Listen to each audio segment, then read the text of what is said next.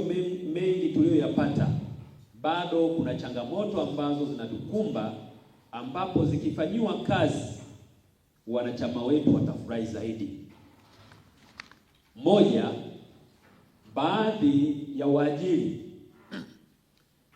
yaani wakurugenzi wa halmashauri kutoa ushirikiano kwa chama kwa kuingiza makato ya ada kwa wanachama ambao wamejiunga katika chama chetu baada ya kutimiza taratibu zote za kujiunga katika chama.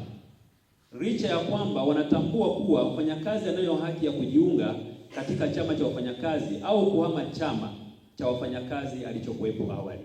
Mbili, chama chetu kushirikishwa katika mabaraza ya wafanyakazi yanayofanyika katika halmashauri, hivyo kukinyima haki ya uwakilishi wa wanachama wake katika vikao vya mabaraza ya wafanyakazi. Tatu, baadhi ya waajiri kuwahamisha walimu ambao ni viongozi wa chama chetu katika maeneo yao ya kiongozi bila sababu za msingi na bila kuwapa stahiki zao za uhamisho. Jambo hili limekuwa likidhoofisha maendeleo ya chama na kuwahofisha walimu wengine wanaotaka kujiunga katika chama chetu. Nne, baadhi ya waajiri kuingiza makato ya vyama viwili vya wafanyakazi kwenye mishahara ya wanachama wetu kinyume na sheria, jambo ambalo ni kinyume na takwa la kisheria na hivyo kumfanya mfanyakazi aone anaonewa na mwajiri wake. Tano, chama na wanachama kushirikishwa katika maadhimisho ya sherehe ya wafanyakazi duniani, yaani Mei Mosi, na wakati mwingine kuondoa katika maandamano pale wanapokuwa wamejitokeza kushiriki katika maandamano na wafanyakazi wa vyama vingine, jambo ambalo limekuwa likifanywa katika baadhi ya mikoa hapa nchini. Baadhi ya waajiri kutokufanyia kazi kwa wakati fomu zinazopelekwa kwao kwa ajili ya kujiunga na CHAKUWAWATA kwa mujibu wa sheria. Saba, baadhi ya waajiri kuhusisha CHAKUWAWATA na vyama vya siasa vya upinzani, jambo ambalo halina afya kwa chama. Nane, walimu kuingia gharama zisizo za lazima za nauli na kulipia notisi na nakala kwa CWT, kwani CWT wakipelekewa nakala za notisi ofisini kwao kuzikataa.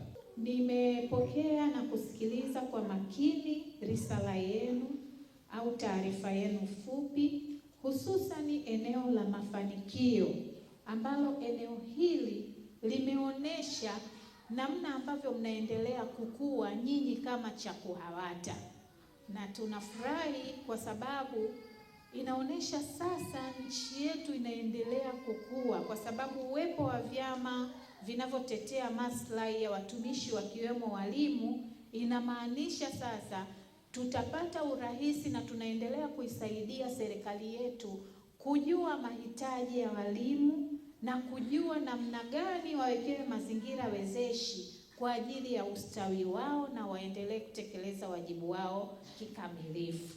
Kwa hiyo nipongeze mafanikio haya, na pale ambapo unajua kwamba una mafanikio, kikubwa unachotakiwa kufanya ni kulinda mafanikio yako, lakini pia kuongeza spidi katika kuhakikisha kwamba mafanikio yale hayapotei, bali yanalindwa na yanaendelea kuongezewa mbinu ili kuwe na mafanikio mengine yatakayoungana na mafanikio haya kwa ajili ya ustawi wa CHAKUWAWATA.